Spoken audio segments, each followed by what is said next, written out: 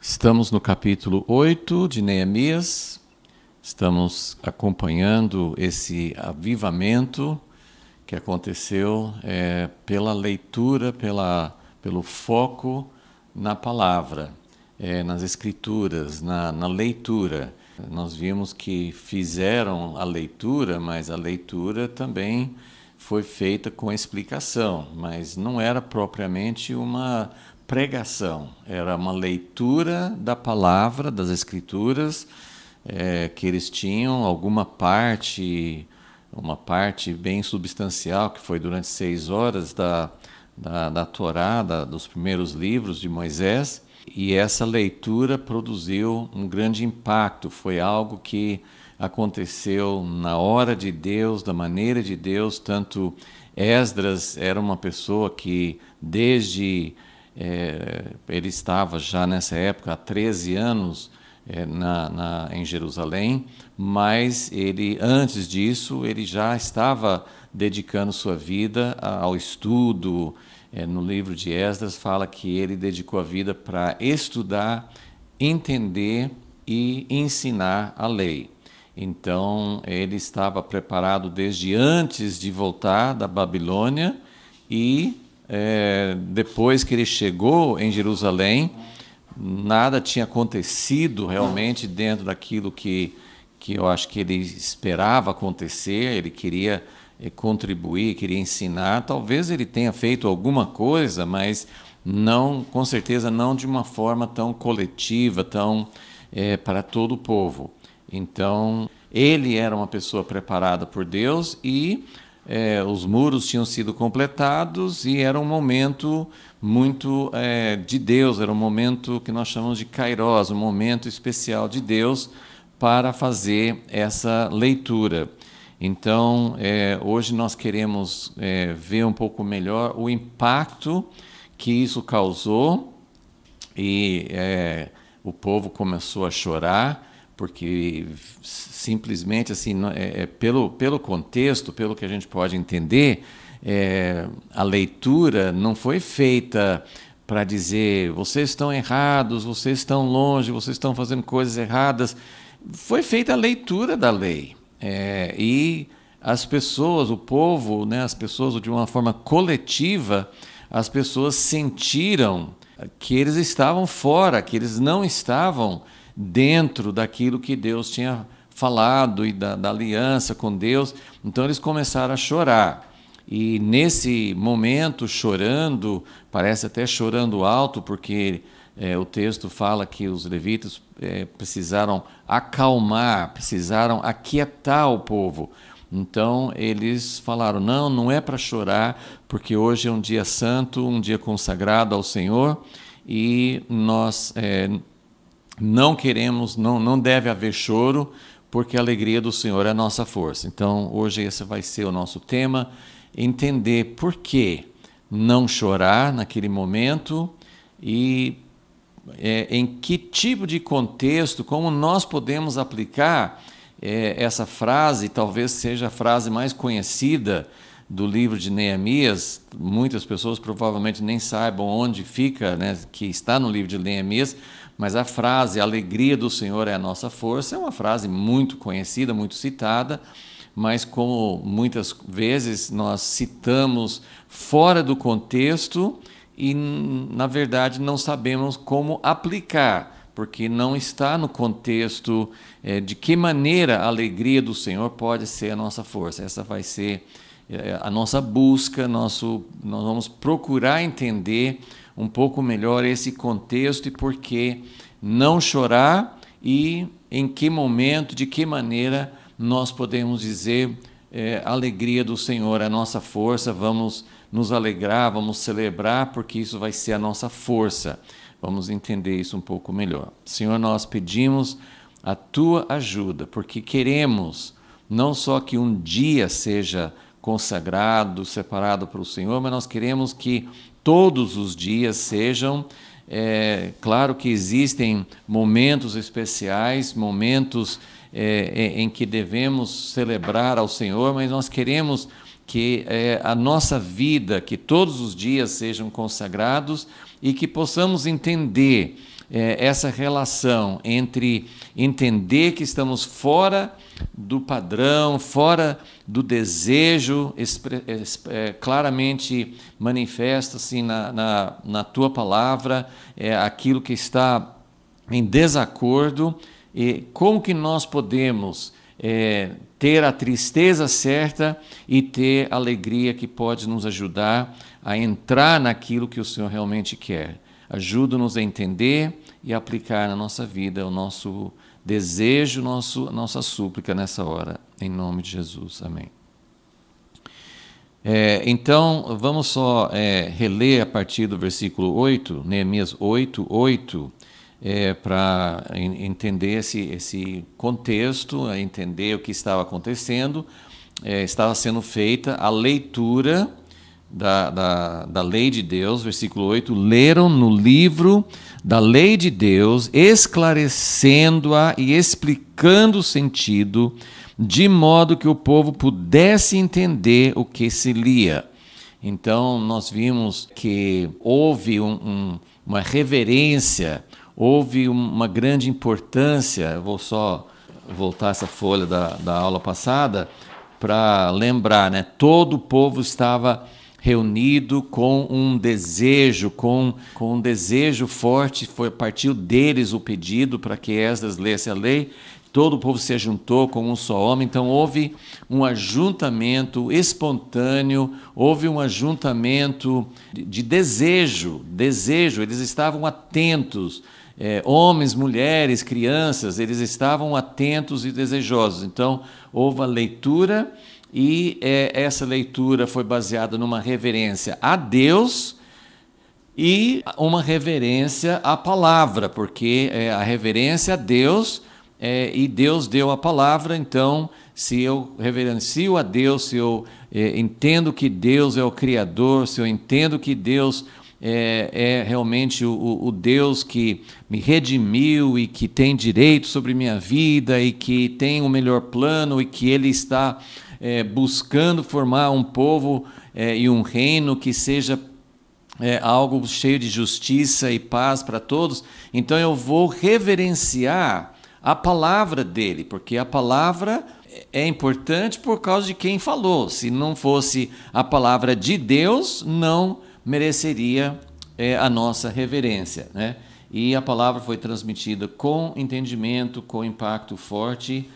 Examinar mais essa questão de alegria e não tristeza. Então, eles leram no livro da lei de Deus, esclarecendo, sim, eles reverenciaram a palavra, deram importância à palavra, prestaram atenção, mas não era só um objeto sagrado que a gente pode colocar a Bíblia num lugar especial na nossa casa, ou muitas pessoas até colocam num comércio, num lugar público. Nós podemos, assim, aparentemente dar um lugar de destaque à Bíblia, às Escrituras, como algo sagrado, mas não é bem, isso é muito incompleto. Porque eu posso achar que a Bíblia é um objeto sagrado, eu não posso colocar num lugar sujo, eu tenho que dar maior importância para o livro físico, mas o que é importante não é só o objeto, o que é importante também não é só a leitura, porque nós podemos todos ficar de pé, nós podemos reverenciar, nós podemos adotar uma posição de reverência durante a leitura da palavra, mas se a palavra não é explicada, se ela não é entendida, se ela não chega a nós com entendimento, também não tem efeito. Então, tudo isso está incluído aqui nessa cerimônia, que é muito importante para a gente entender. Aí, então, o versículo 8 é o resumo do que eles estavam fazendo durante 6 horas. Eles estavam lendo, estavam explicando, estavam se empenhando, tanto quem explicava quanto quem estava ouvindo, todos se empenhavam para entender o que estava escrito. E o entendimento, hoje nós temos essa revelação maior, assim, o entendimento vem pelo Espírito Santo. A gente não pode entender verdadeiramente o que Deus quer falar conosco, a não ser que o Espírito Santo vivifique, né, para que não seja letra, mas que seja vida. Então, houve um grande impacto. Versículo 9. Neemias, que era o governador, Esdras, sacerdote e escriba, os levitas, que ensinavam o povo, disseram a todo o povo: este dia é consagrado. Porque que dia que era? Por que eles falaram esse dia é consagrado? Porque era uma data era uma das datas das festas que Deus ordenou. Em Levítico 23, nós temos, além do sábado, mais 7 festas, 7 datas que Deus estabeleceu que deveriam ser observadas. E essas datas, essas 7 datas, são organizadas em 3 partes, né? 3 festas na época da Páscoa, uma festa no meio, Pentecoste, e depois 3 festas no 7º mês, trombetas, expiação e tabernáculos. Esse dia que eles estavam fazendo a leitura, não fala que eles estavam, que eles escolheram a data por causa da festa, mas é bem possível que sim. Essa data era o dia das trombetas, e que hoje também é chamado assim, não só de trombetas, mas também a proclamação de um ano novo. Porque tem dois calendários para os judeus. Um que começa na Páscoa, no 1º mês, e esse aqui é chamado o 7º mês, é o 7º mês, e era também hoje é considerado sim o 1º mês do ano, que os judeus têm uma contagem, eu não me lembro que data, que ano que é agora, mas há pouco tempo aconteceu essa festa, e é a festa que inicia um novo ano para eles, 5.800, alguma coisa assim. Então, essa é a data que eles iniciam a contagem do novo ano, mas no início fica meio confuso, porque quando eles saíram do Egito, Deus falou que a Páscoa seria o 1º mês do ano para eles, e aqui seria o 7º mês. E aqui é contado como o 7º mês, né? No início do capítulo 8, eles estavam aqui no 1º dia do 7º mês. Então, era uma data marcada, né? Era uma data determinada por Deus para observar todos os anos. E, por isso, quando o povo ouviu a palavra e eles sentiram o impacto. Nem aqui começa falando, eles estavam lendo no versículo 8, no versículo 9, Neemias, Esdras e os outros levitas tiveram que falar com o povo. Este dia é consagrado ao Senhor vosso Deus, pelo que não vos lamenteis nem choreis.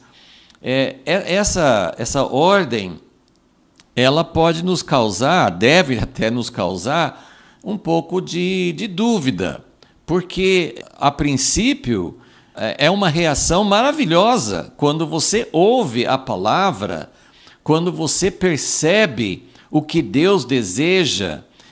Não é um choro porque talvez eu seja condenado, talvez eu vá para o inferno, que pode acontecer também, né?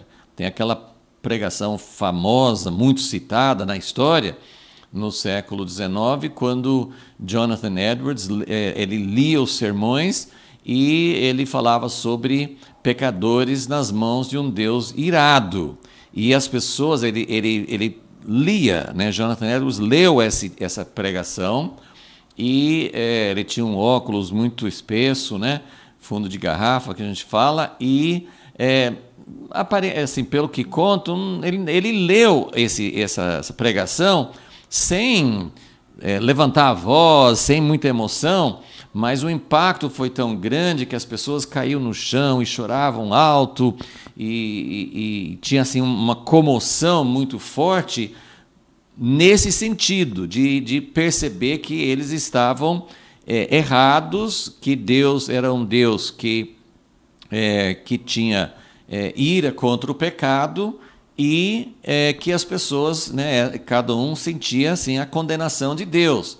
Mas quando nós ouvimos a palavra, eu não estou dizendo que isso é errado, mas o que a palavra deve causar em nós, mais do que esse temor de ser julgado por Deus, mais do que o temor de ser separado de Deus, de ser objeto da ira de Deus, mais do que isso, né, nós estamos falando, isso é claro que acontece conosco hoje, porque Israel era um povo diferente dos outros povos na terra. Diferente de que forma? Eram melhores? Não. Mas eles eram diferentes porque Deus tinha feito uma aliança com eles. Para que eles fossem diferentes, para que eles amassem a Deus, para que eles desejassem servir a Deus, agradar a Deus. Então, quando o povo ouviu a leitura, a gente não sabe o que se passava no coração, na mente deles, mas eles estavam chorando porque eles perceberam que aquela aliança que Deus tinha feito com os antepassados, gerações antes, essa aliança não estava sendo guardada. E a gente já citou, né, o caso de Josias, o rei Josias, antes do cativeiro, que o livro da lei estava totalmente perdido, ninguém sabia nem onde estava, acharam o livro da lei, e quando Josias ouviu a leitura, ele também chorou, rasgou as vestes, mandou perguntar para uma profeta, para uma profetisa, assim, o que ia acontecer com ele, com o povo de Israel, por causa de não estar guardando, por não estar dentro da aliança. Então, tem esse fator negativo, o que vai acontecer comigo, porque eu estou fora e Deus deve estar irado comigo, e será que eu vou ser condenado, julgado, sofrer consequências da ira de Deus?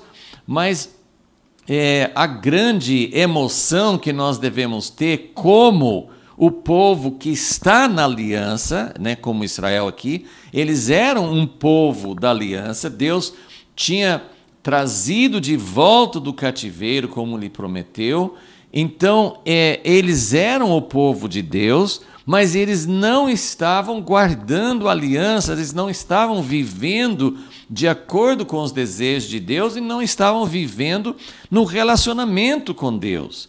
Então, quando nós percebemos que podemos até fazer parte de uma igreja, podemos frequentar, estar presente em cultos, podemos orar, podemos fazer leituras, mas quando nós percebemos que nossa vida não está agradando a Deus, quando nós percebemos que nossa vida não está realmente sendo de acordo com essa aliança, esse relacionamento, estamos desagradando, estamos vivendo na frieza, estamos desconectados, isso deve causar um grande impacto e deve causar esse choro. Então, a primeira pergunta que surge quando a gente lê o versículo 9, e isso é repetido 3 vezes, né? No versículo 9, no versículo 10 e no versículo 11.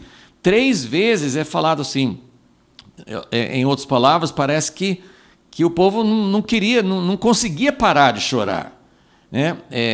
Parem de chorar, hoje é um dia de festa, hoje é uma data, a festa das trombetas, não é dia de chorar, não é dia, não é esse momento, nós não podemos estar numa tristeza diante de Deus nesse dia. Mas a gente pensa, mas será que Deus não ficou feliz? Será que Deus não gostou dessa reação? Esdras, como o escriba, como aquele que amava a palavra, como aquele que se dedicava ao estudo, esse momento era um momento de coroação, de de fruto, né? Aquilo que ele queria que acontecesse, finalmente aconteceu. Finalmente o povo queria ouvir, e quando ouviu, eles mesmos perceberam, né? Não foi preciso alguém falar, eu vou pregar uma mensagem, eu vou mostrar como é que vocês estão errados. A simples leitura, não só a simples leitura, porque tinha explicação, mas era uma explicação do que aquela palavra, qual era o significado. E só isso foi suficiente para que o povo sentisse a situação deles e começasse a chorar.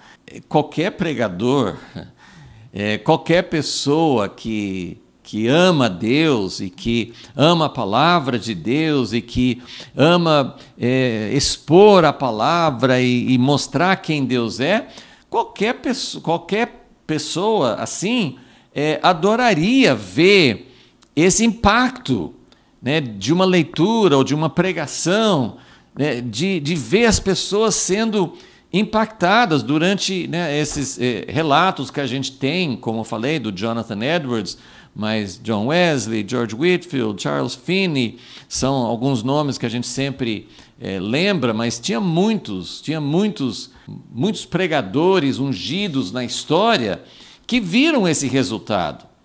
E era um resultado maravilhoso.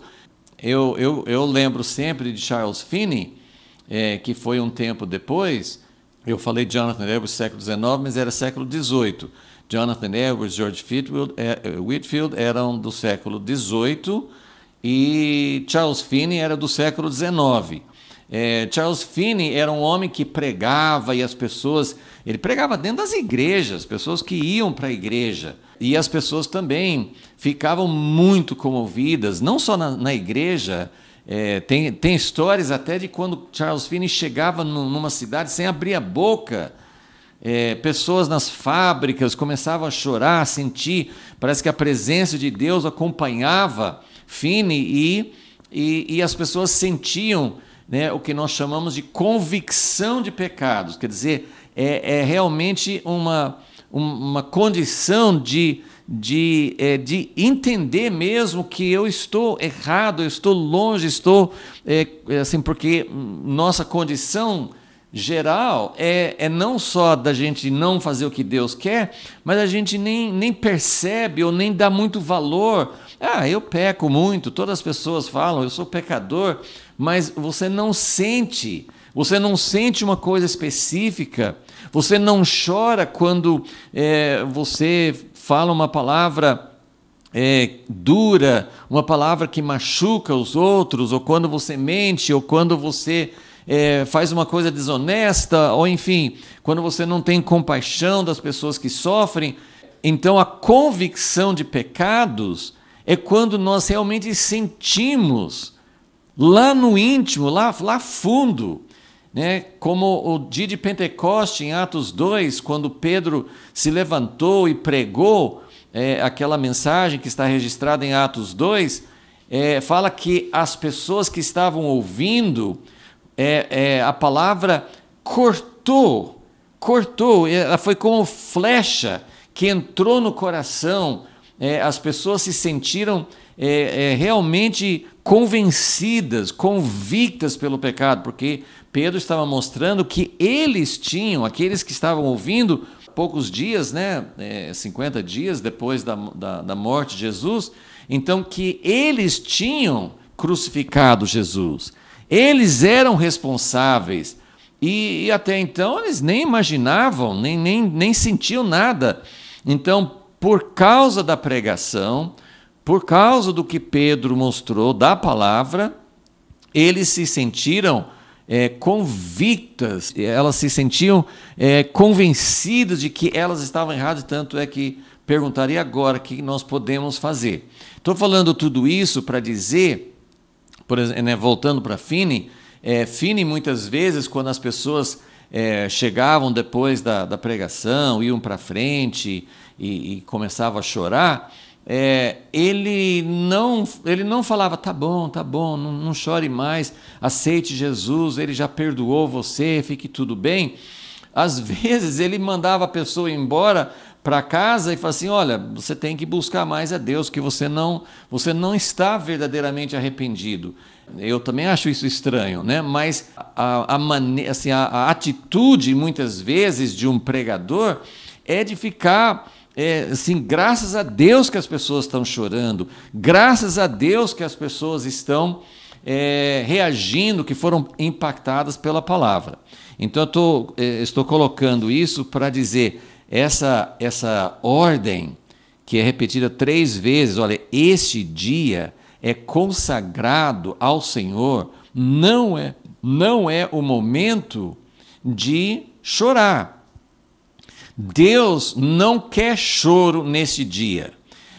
Então, eu não tenho, evidentemente, toda a explicação, porque aqui não fala exatamente assim. O que nós temos explicação não é o momento de chorar, porque é um dia consagrado, é um dia de festa, é um dia em que nós devemos celebrar ao Senhor. O que nós podemos entender disso, primeiro, é que Deus não é honrado pelo choro em si, e sim pelo resultado que vem depois.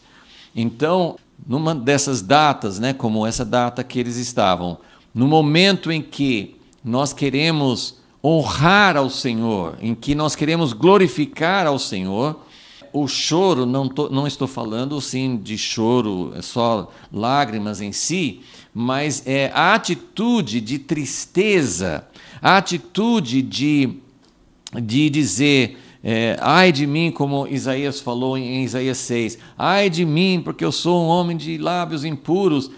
Isso é um passo importante, mas o que essa explicação, o que essa ordem significa para não chorar naquele dia, porque era um dia consagrado, é que o que vai glorificar a Deus não é a tristeza em si. A tristeza é importante, é um passo importante. Nós vamos ver aqui nessa sequência, que nós, como tenho falado, esses 3 capítulos de Neemias, né, o 8, que nós estamos vendo agora, depois o 9 e o 10, esses 3 capítulos representam o ponto máximo de restauração, que é o assunto dos 2 livros, Esdras e Neemias.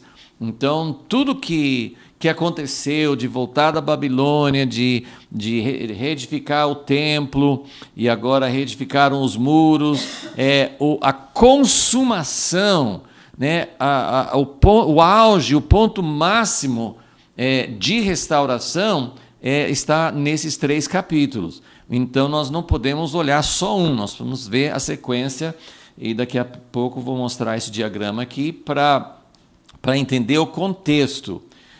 Mas o processo de Deus inclui choro, inclui tristeza, inclui contrição, inclui convicção de pecados. Então, tudo isso de Josias chorar porque ele percebeu que estava fora do desejo de Deus, isso foi uma coisa muito importante, foi uma reação muito genuína e muito correta diante da leitura da palavra. Então, nós precisamos entender que o choro, o arrependimento, evidentemente, a Bíblia fala muito sobre isso. Joel manda, o profeta Joel manda chorar, manda se arrepender, mas esse fato de que não era o momento por causa do dia da celebração, nos mostra que o objetivo final, o que Deus espera, não é um povo triste. Deus não fica feliz com a nossa tristeza. O ponto final do processo não é tristeza. Aqui, eles vão fazer uma celebração por causa da data, mas essa celebração também não era o final, porque outras coisas viriam em seguida que nós vamos continuar acompanhando, mas é muito importante entender. É muito importante entender o processo todo para entender onde Deus quer levar. Então, em primeiro lugar, meu objetivo é entender porque a tristeza não era apropriada, não era permitida neste momento, e também de que maneira nós podemos entender e aplicar a ordem que ele fala no versículo 10. Né? Então, no versículo 9, ele falou, olha, esse dia é consagrado, não é para ficar lamentando, porque todo o povo chorava. Aí ele falou no versículo 10, inclusive assim, no versículo 10, nós não sabemos quem falou, se foi Neemias ou se foi Esdras, porque só fala, ele lhes disse, né? Assim, Neemias e Esdras e os sacerdotes que estavam falando, né? Alguns acham que foi Neemias, talvez porque ele era a pessoa que tinha essa liderança, tinha essa atitude, assim, o que é para fazer. Mas algumas pessoas acham que era Esdras. Mas a orientação era: ide, comei as gorduras. Na verdade, o povo de Israel não podia comer gordura. Essa palavra é comida saborosa. Comer assim, né? Era para ter não nenhum jejum e nem um momento assim de comer alguma coisa, mas com tristeza. Era para realmente fazer uma festa, beber as doçuras, enviar porções aos que não têm nada preparado para si. Este dia é consagrado ao Senhor nosso Deus. Não vos entristeçais, pois a alegria do Senhor é a vossa força. Então, essa é a frase que é muito repetida, muito conhecida, muito citada, mas precisamos entender o contexto e saber, então, como que nós podemos aplicar. E depois, no versículo 11, os levitas fizeram calar a todo o povo, estavam chorando alto, dizendo, calai-vos, pois este dia é sagrado, não vos entristeçais. Então, esse momento foi muito importante eles terem ouvido a leitura, foi muito importante eles terem entendido o quanto que eles estavam distantes, e foi muito importante eles entenderem agora, segure um pouquinho, quando uma coisa assim é superficial, se passar daquele momento, né, não chore agora, deixa para chorar amanhã. Amanhã não vou chorar porque eu não estou sentindo mais. Eles não tiveram problema com isso. Eu vou falar sobre esse diagrama agora para pegar o contexto todo, para entender como que esse diagrama abrange os 3 capítulos, 8, 9 e 10. Então, esse aqui vai nos dar o contexto, o que estava acontecendo e como que Deus queria que essa tristeza e depois a alegria que pudesse ter um efeito positivo e não era uma coisa superficial. Isso aqui aconteceu, depois a gente pode até colocar aqui, mas essa leitura então aconteceu no dia 1º do mês. Só para a gente entender que com a passagem de vários dias, o efeito não passou. Não houve, não era uma coisa superficial. Esse efeito da leitura permaneceu, porque vamos ver aqui. Então, a leitura da palavra produziu um efeito de choro e que nós podemos chamar de convicção de pecados. Não é necessariamente arrependimento. Muitas vezes vai junto, as duas coisas podem ir junto. Acontecer simultaneamente, mas o choro, a convicção é a primeira parte do processo, porque é uma parte que diz assim, eu estou errado, mas o arrependimento envolve uma mudança de posição. Então, o que acontece muitas vezes com a pessoa que sempre, por exemplo, sempre cai num determinado vício? Então, cada vez que ele cai, ou qualquer coisa que pessoa que briga, que explode com ira, com palavras duras, qualquer situação nossa que é um pecado recorrente, que é uma tendência nossa, Então, cada vez que aquilo acontece, a gente fica triste. Mas a tristeza não é necessariamente, ela é importante, é um passo, mas não é necessariamente o arrependimento, porque você pode ter tristeza 15, 20, 100 vezes e não mudar a sua postura, não fazer. Na verdade, muitas vezes nós nem temos condições de mudar, mas às vezes falta até a disposição de dizer, bom, diante da minha falha, da minha incapacidade, diante disso que eu sempre faço, eu vou assumir uma posição diferente, eu vou tomar uma atitude, né? O arrependimento envolve isso. Então, o choro, a convicção de pecados é um passo importante, mas não é necessariamente o arrependimento. Então, eles tiveram essa reação, esse impacto, e aí veio a ordem. Não devem se entristecer agora. Essa é uma hora em que deve haver uma celebração por causa da data.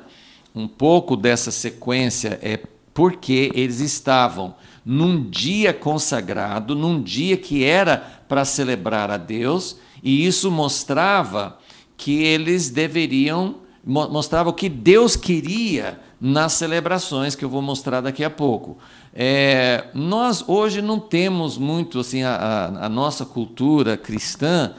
Nós temos algumas datas, né, de Páscoa, de nascimento de Jesus, temos datas que são celebradas, mas nós não temos a cultura de guardar as datas como os judeus faziam, como Deus ordenou. E também isso acontece porque a nova aliança não instituiu exatamente essas mesmas datas, mas nós temos, por exemplo, a celebração da ceia, que é algo que deve ser feito regularmente.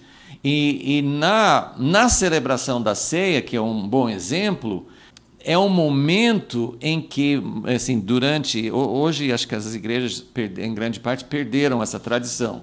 Mas algumas décadas atrás, muitas igrejas, talvez mais as pentecostais, elas celebravam a ceia e as pessoas, às vezes, encaravam aquele momento com tristeza, pensando, eu pequei, eu não sou digno de tomar a ceia. E, na verdade, a celebração da ceia, nós somos pecadores, cometemos nos últimos, sempre que vamos celebrar a ceia, nós podemos sentir que falhamos em muitas vezes, que pecamos, mas tomar a ceia indignamente não é você... a pessoa é digna de tomar a ceia não porque ela não pecou. A pessoa é digna de tomar a ceia quando ela crê na obra que Jesus fez na cruz. E essa fé naquilo que Jesus fez na cruz também deve ser um momento de alegria e não de tristeza. Então, evidentemente, uma pessoa que não tem nenhum arrependimento, que não tem nenhuma intenção de realmente viver uma vida separada para o Senhor, ela não está crendo na obra da cruz e ela não teve, né, assim, a mudança de coração foi, no mínimo, incompleta. Então, isso também não é correto. Mas a hora da ceia, como esse momento aqui, deveria ser uma hora de celebração, de alegria por causa daquilo que Deus fez. Esse era o sentido das festas determinadas pelo Senhor ao longo do ano e até mesmo do sábado. Às vezes fala...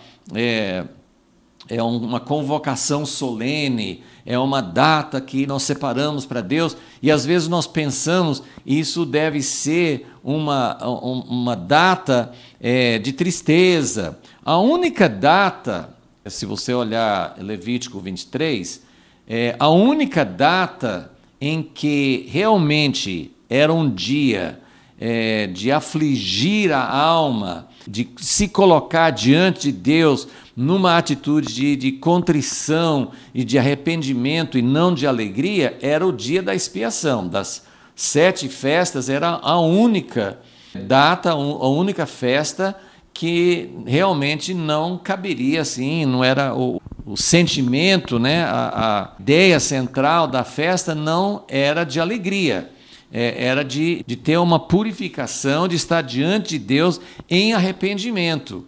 Mas nas outras datas, como essa do primeiro dia do 7º mês, era uma data de alegria. E o que eu quero enfatizar é que nossa reação correta de tristeza e de arrependimento é algo importante. Não existe alegria do Senhor, é a nossa força, sem passar por esse momento de tristeza.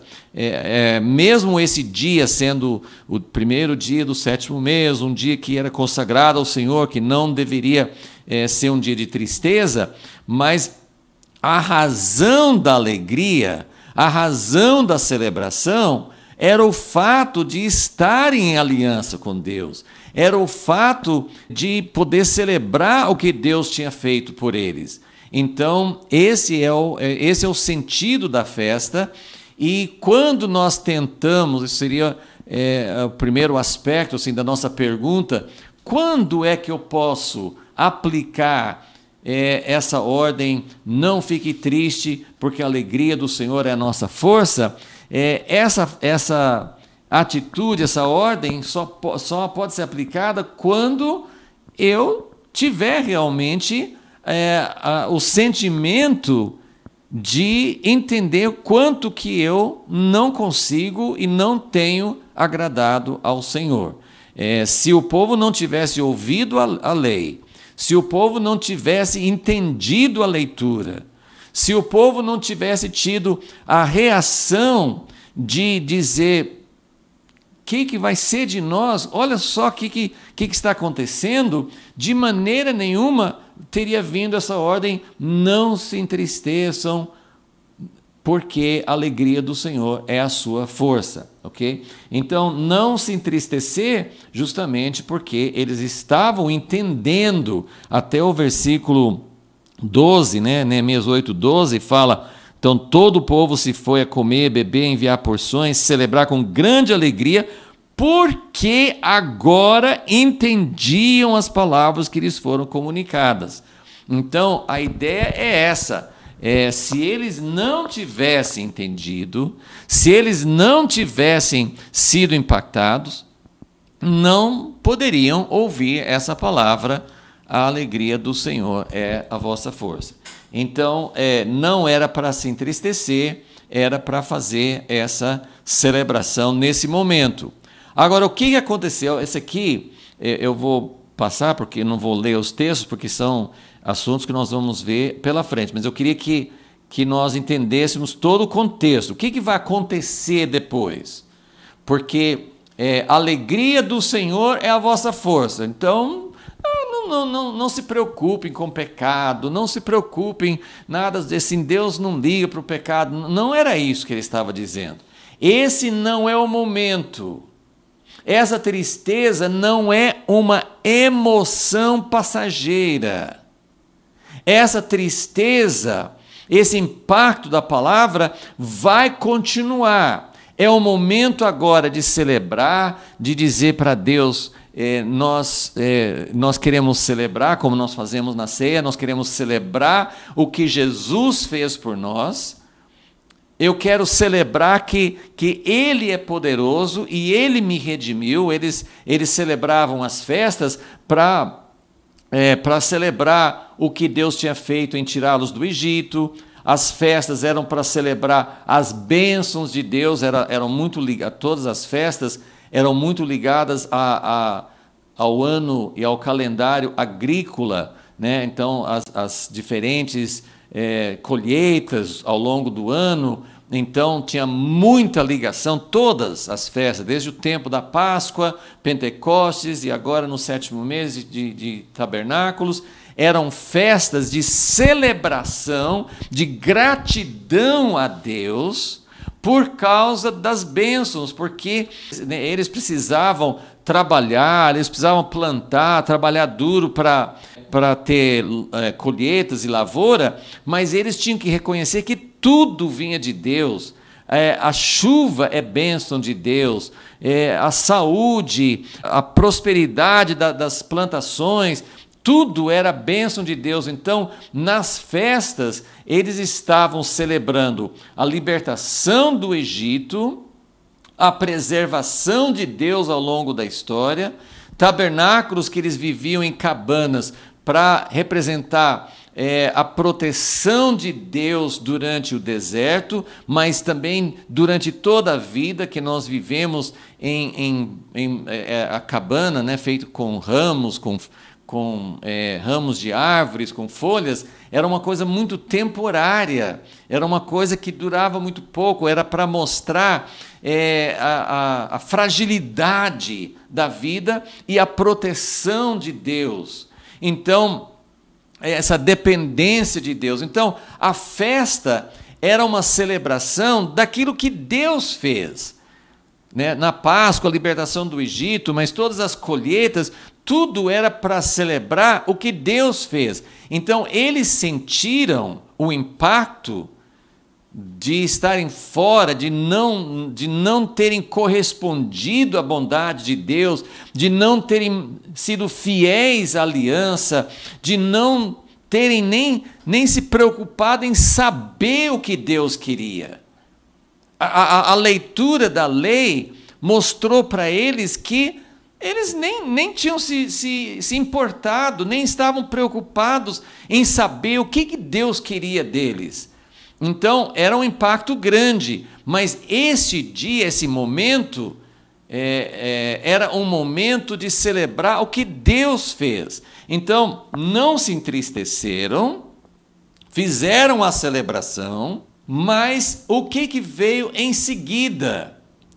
Aqui mesmo no capítulo 8, essa é uma parte que já estamos analisando, versículo 13. Então, no dia 1º do 7º mês, tiveram a leitura da palavra, tiveram a reação e a ordem era: não fique na tristeza. A tristeza em si, ela não glorifica a Deus.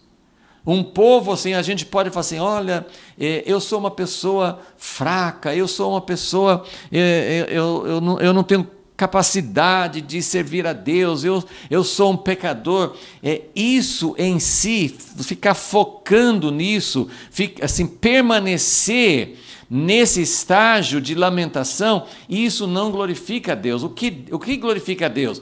Reconhecer nossa incapacidade, nossa fragilidade, nossa fraqueza, nossas falhas, mas glorificar a Deus porque Ele produziu algo diferente. Ele nos tirou do Egito, Ele nos deu essa terra, Ele deu as chuvas. Então, tudo que nós temos é fruto da bênção, da fidelidade, do amor de Deus. Então, era um momento de celebração.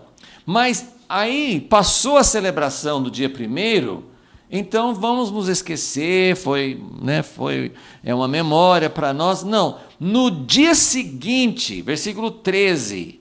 no dia seguinte, ou seja, essa tristeza, essa falha de não atentarem para a palavra, para a vontade de Deus, ela gerou um resultado prático. No dia seguinte, eles ajuntaram-se os cabeças de família de todo o povo, os sacerdotes, os levitas, na presença de Esdras, o escriba, para atentarem nas palavras da lei. De vez em quando, assim, eu gosto de comparar várias traduções, porque às vezes tem palavras que têm vários significados e só uma tradução, às vezes, perde a riqueza. Por exemplo, esse final do versículo 13, que eles se ajuntaram para atentarem, minha tradução fala, para atentarem, para prestarem atenção nas palavras da lei. Mas essa palavra atentar, algumas traduções falam estudar. O importante é que essa palavra, ela tem um conteúdo muito mais profundo do que só ouvir. não era ouvir, ou não era só ler. É essa palavra que é enfatizada, tem vários sinônimos, mas esse significado durante todo esse capítulo 8 é a leitura para entender. Nós precisamos entender o que Deus quer na sua palavra. Nós precisamos ir mais fundo. A Bíblia, as Escrituras, mesmo a lei de Moisés, não é uma coleção de regras, de mandamentos. Nós precisamos entender, nós precisamos perceber. Então, eu só vou ler aqui algumas outras versões, só para a gente entender quantos outros sentidos tem essa palavra. Tem uma que fala assim, para examinar a lei com muita atenção, mesmo nos mínimos detalhes. Então, essa é um tipo de uma paráfrase, mas para explicar o que quer dizer, eles se juntaram para tentarem nas palavras da lei. Significa, eles não queriam só tomar conhecimento da superfície, do sentido óbvio, eles queriam ir mais fundo. Uma tradução fala estudar mais profundamente. Outra fala ouvir a exposição da Torá, seus ensinos. Examinar a lei mais atentamente. E esse atentar nas palavras da lei. Então, o significado aqui, o que eles queriam? Então, naquele momento aqui, não se entristecer. É uma hora de celebrar, uma hora de... Deus não é glorificado com a nossa tristeza. Então, vamos manifestar nesse momento nossa alegria, nossa gratidão. Nós vamos nos alegrar, não no que nós somos, nós vamos nos alegrar naquilo que Deus é. Nós vamos nos alegrar no que Deus fez. Nós vamos honrar a Deus com o que Ele fez. Mas aí, no dia seguinte, eles foram assim, nós queremos entender mais. Eles tinham ouvido 6 horas de leitura, com explicações. Mas no dia seguinte, não todo o povo, né, mas os representantes, as cabeças das famílias, eles foram para entender mais. Eles foram perguntar para Esdras, para os levitas, nós queremos entender mais, nós queremos saber o que Deus quer de nós. Então, a atitude que foi gerada neles, a tristeza por não estar dentro do que Deus queria, produziu um fruto. Não era uma alegria superficial, né? Aquela coisa assim, vamos pular, vamos dançar e não ter nenhum efeito na nossa vida. Que tipo de alegria é a nossa força? É a alegria em Deus e a alegria por saber que nós entendemos a palavra, conhecemos um pouco mais de Deus, mas é também a nossa força porque vai nos levar a buscar mais. A alegria do Senhor é uma alegria de estar em aliança com Ele. É uma alegria de conhecer um pouco mais a Ele. É uma alegria de saber que Deus vai nos abençoar dentro de um relacionamento com Ele. Então, essa alegria, não tristeza. Por que não tristeza? Porque não era para ficar assim, na derrota, na depressão, na miséria. Era para assim...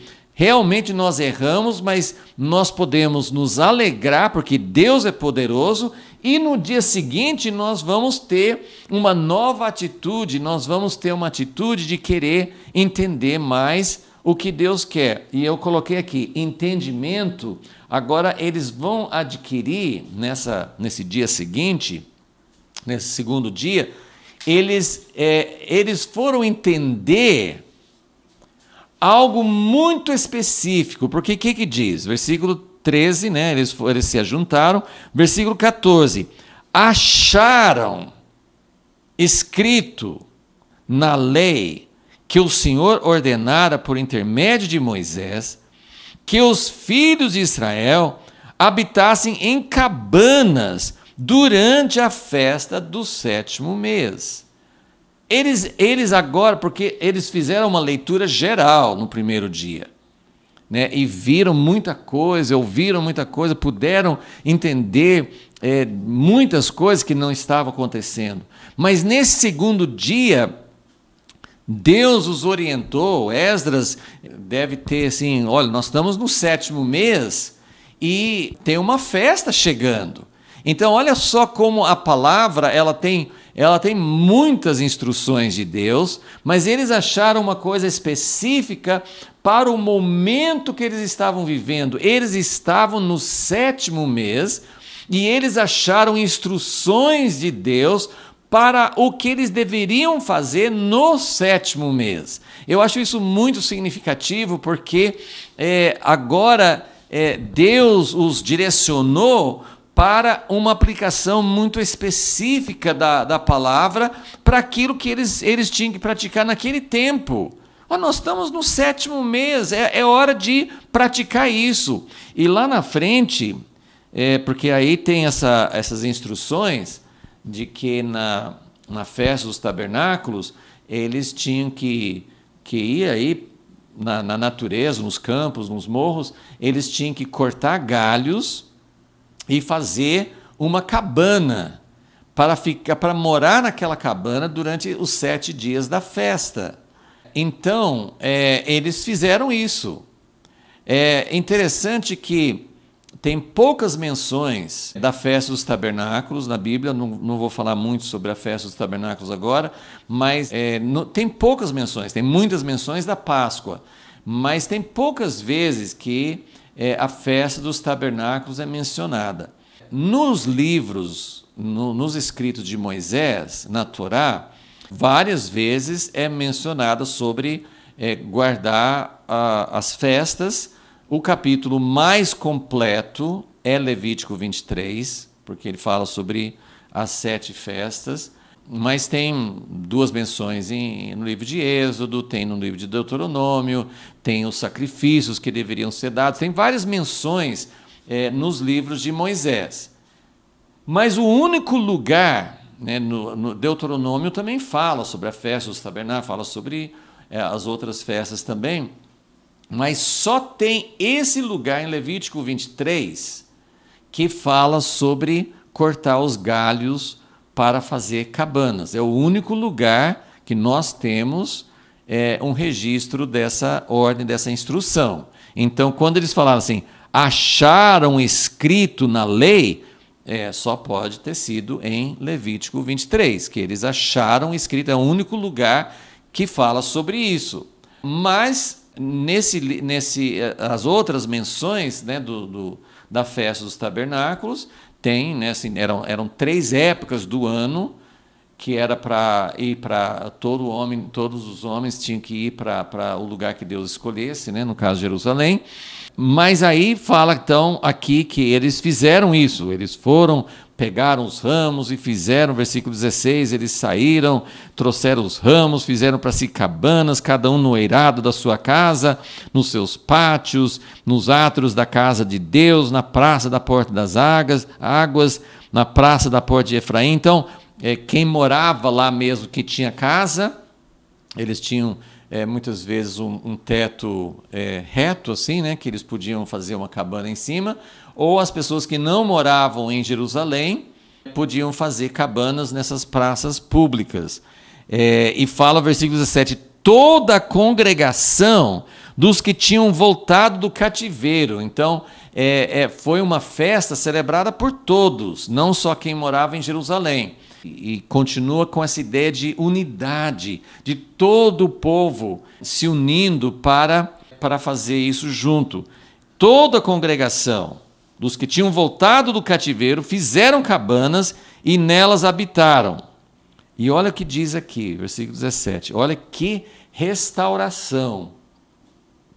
Às vezes fala que restauraram, por exemplo, restauraram a casa de Deus que tinha sido feito no tempo de Salomão. Restauraram os muros, como tinha sido na época do cativeiro mesmo, né? Antes do cativeiro.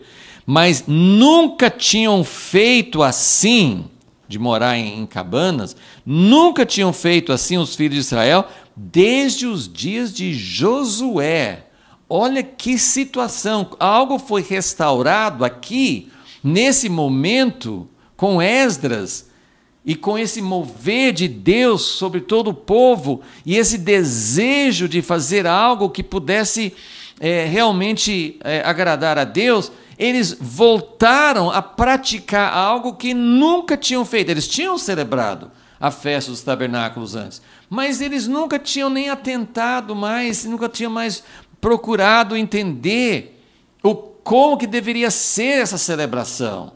Desde o tempo de Josué, ou seja, nunca, assim, Josué talvez tenha feito logo que entrou, não temos nenhum registro disso no livro de Josué, mas desde que eles entraram na terra prometida, ou seja, desde sempre, eles não tinham voltado a praticar essa construção de cabanas, para morar nessas cabanas durante 7 dias, né?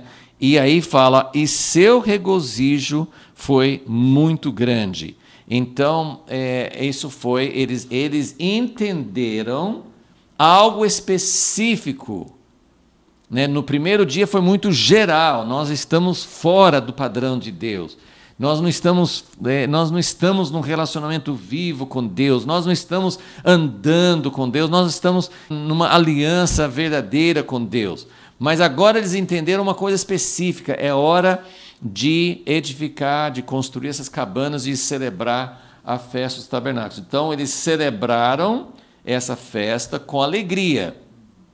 Então ainda é momento de alegria, não entristecer. No outro dia, entender o que Deus queria. Agora eles fizeram aquilo que Deus queria para aquele momento, naquele 7º mês. Era o momento que eles estavam vivendo, por isso é tão importante entender o que Deus quer para nós, né, em cada momento cíclico e também um momento histórico. Né? Tem vários momentos, né? Ao longo de um ano, era assim que funcionava. Tinha a festa da Páscoa, festa de Pentecostes, festa de trombetas, etc. Mas era esse o momento para eles. Então era coisa que acontecia ciclicamente todo ano, mas essas festas também falam de um período na história, de um caminhar com Deus. Porque a festa dos tabernáculos simboliza uma consumação, é a última festa do ano, é algo ficar completo, né? Algo ficar realmente, algo completar o que Deus está fazendo no seu plano, né? Porque eles que celebravam essas festas todos os anos, mas essas festas também simbolizam uma progressão. Então, era algo, depois nós vamos, em outro momento, falar um pouco mais sobre essa festa dos tabernáculos. Uma coisa interessante para notar aqui é que eles celebraram isso aqui, leitura da palavra, no dia 1º do mês. Essa celebração, esse entendimento da palavra foi no dia 2, foi no dia seguinte, que eles entenderam o que Deus queria. A celebração da festa é do dia 15 até o dia 22, né? Então é a celebração dessa festa, mas eles não mencionaram, isso é uma coisa assim, a gente não sabe se eles não observaram o que aconteceu, porque entre o dia 1º, festa das trombetas, e o dia 15, que é a festa dos tabernáculos, no dia 10 tem o dia da expiação, que eu disse que é o único dia dessas festas em que realmente era para ficar, não com uma tristeza, só por tristeza, mas uma contrição, um exame da nossa vida, um arrependimento, colocar nossa vida em dia com Deus. Era um momento, eles não citaram, não citou aqui essa festa, talvez porque realmente eles estavam, naquele momento,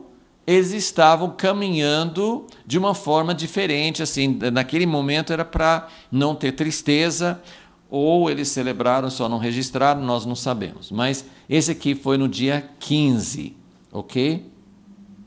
Então, para completar, só para completar esse contexto, alegria do Senhor e junto com tristeza e como que isso funciona, eu vou mostrar o que aconteceu depois. No capítulo 9 de Neemias, no dia 24, ou seja, logo depois da celebração da festa dos tabernáculos, que eles celebraram nas cabanas, com muita alegria, logo depois, 2 dias depois de terminar a festa dos tabernáculos, eles fizeram agora uma assembleia solene. Vamos olhar lá, no dia, Neemias 9, versículo 1. No 24º dia desse mês, ajuntaram-se os filhos de Israel, agora não é com alegria.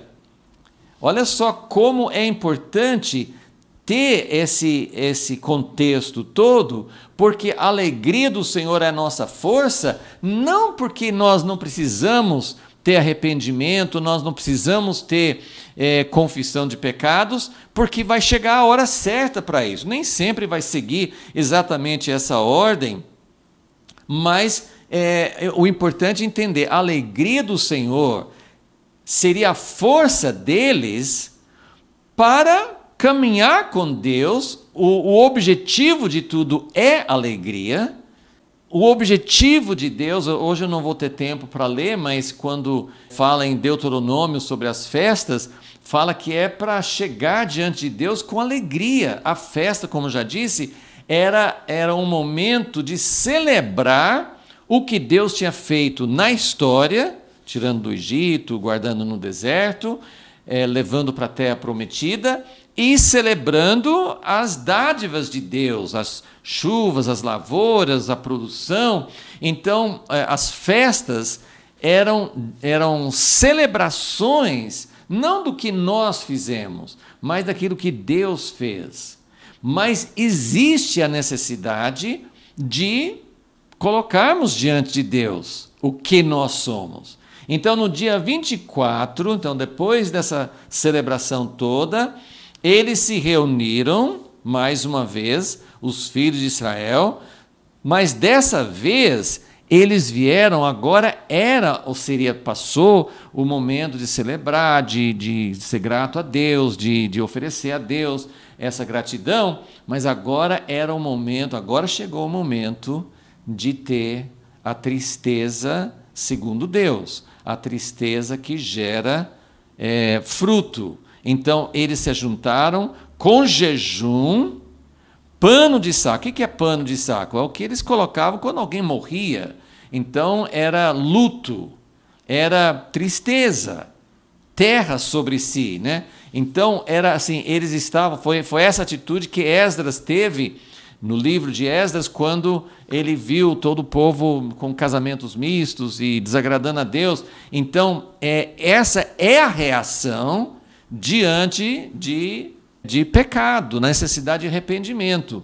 Então, agora chegou o momento de ter uma assembleia solene e confissão. Então, nós temos o capítulo 9 inteiro que vai mostrar a oração e como foi. E no capítulo 10, eles fizeram, então, depois dessa confissão, e é uma confissão que envolve história, né? Eles não só estavam confessando os erros deles na sua geração, mas essa assembleia solene era uma confissão coletiva de toda a história deles, como povo, de quantas vezes eles tinham se afastado de Deus. Então, era algo assim que envolvia uma renovação diante de Deus, porque era colocar diante de Deus a situação que eles estavam vivendo e que tinham vivido durante as gerações passadas. E no capítulo 10, eles fizeram uma renovação da aliança com Deus. Então, a alegria do Senhor é a força para viver num relacionamento com Deus. A alegria do Senhor é a força para passar não só pelas celebrações, mas também de passar a alegria de saber quem Deus é, de se envolver com Deus. É uma alegria que é fruto ele vem antes Ele vem depois do choro, mas vem antes também do arrependimento. Então, a alegria do Senhor nos mantém firme, nos dá força. Não é uma alegria circunstancial, não é uma alegria que depende só do momento, mas é uma alegria de saber que Deus nos mantém. Então, eu só vou terminar com 2 passagens na Nova Aliança para nos ensinar sobre o que é tristeza e alegria no plano de Deus. É claro que nunca temos uma fórmula, uma sequência, um jeito simples de fazer, mas são princípios. São princípios. Nas palavras de Jesus, em João 16, Jesus fala sobre tristeza e alegria.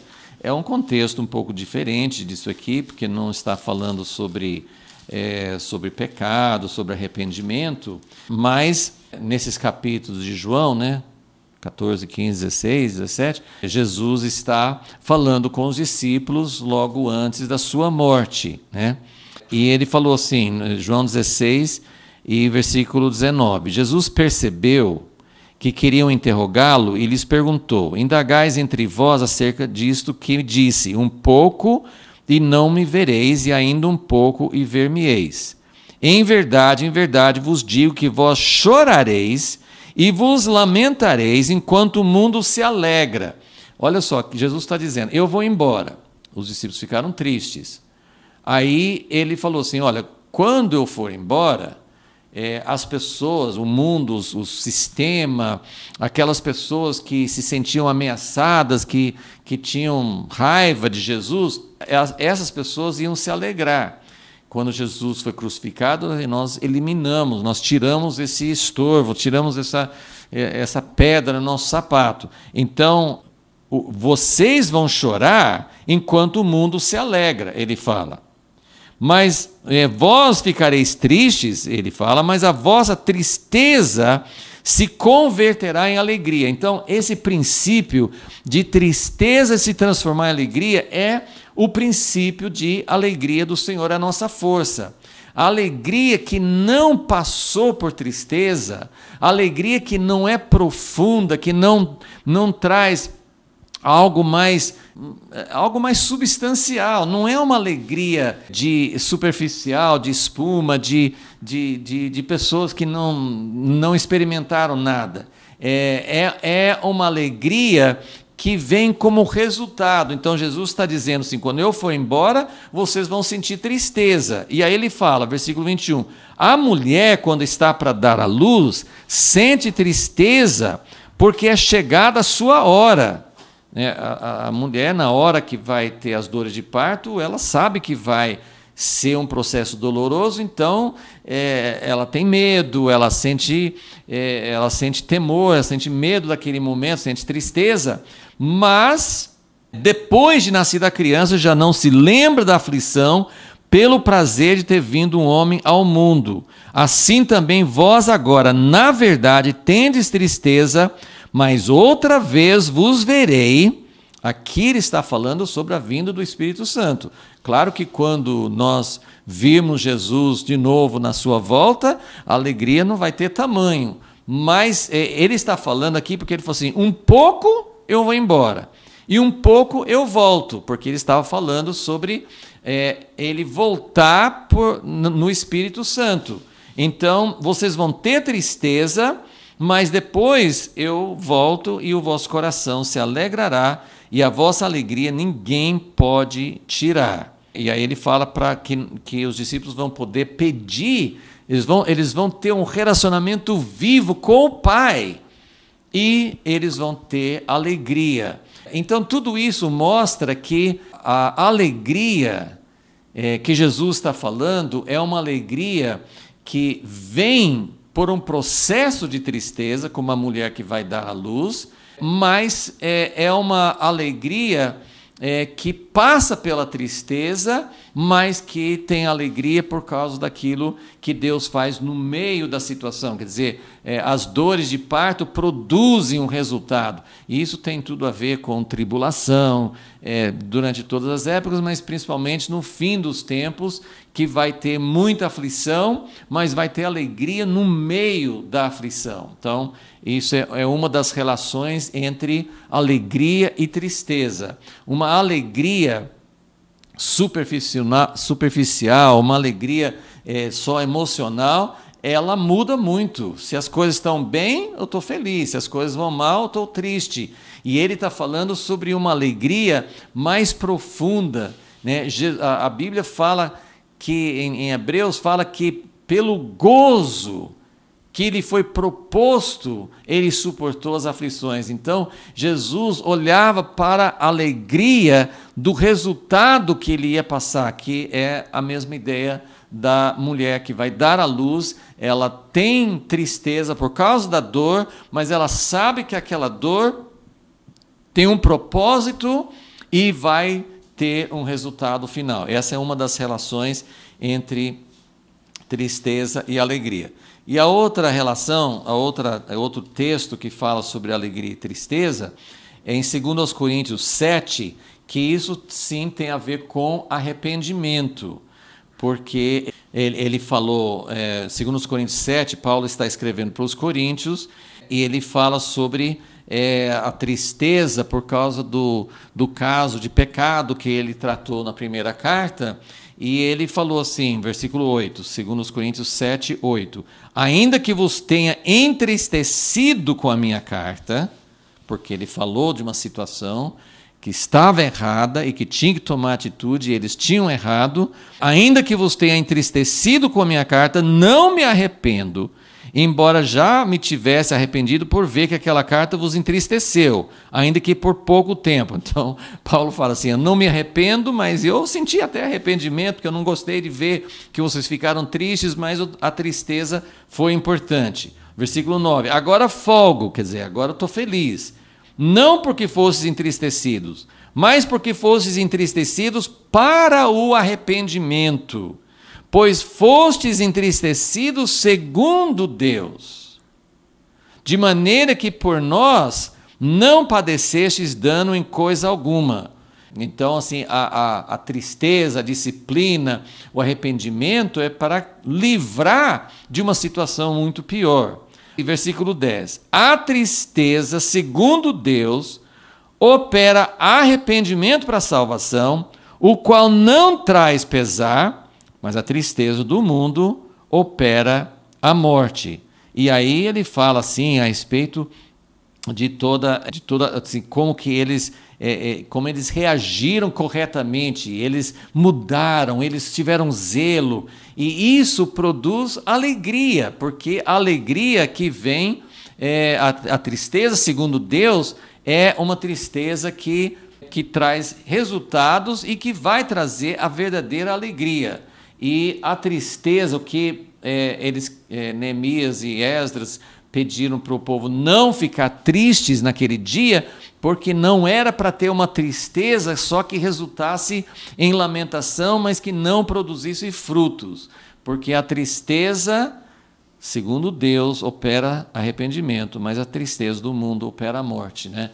E nós estamos vivendo numa época, acho que eu pelo menos penso que nunca houve tantas pessoas em depressão, tantas pessoas com a tristeza que não gera alegria, que não é uma tristeza segundo Deus, porque a tristeza segundo Deus não produz esse sentimento de derrota, quem sou eu não presto, eu nunca posso fazer nada, mas é uma tristeza que produz um desejo de estar em aliança com Deus, de tirar tudo que impede. Então, essa tristeza correta nos faz tomar um novo fôlego. É uma tristeza junto com a alegria proposta de entrar num relacionamento com Deus, de fazer o que Ele quer.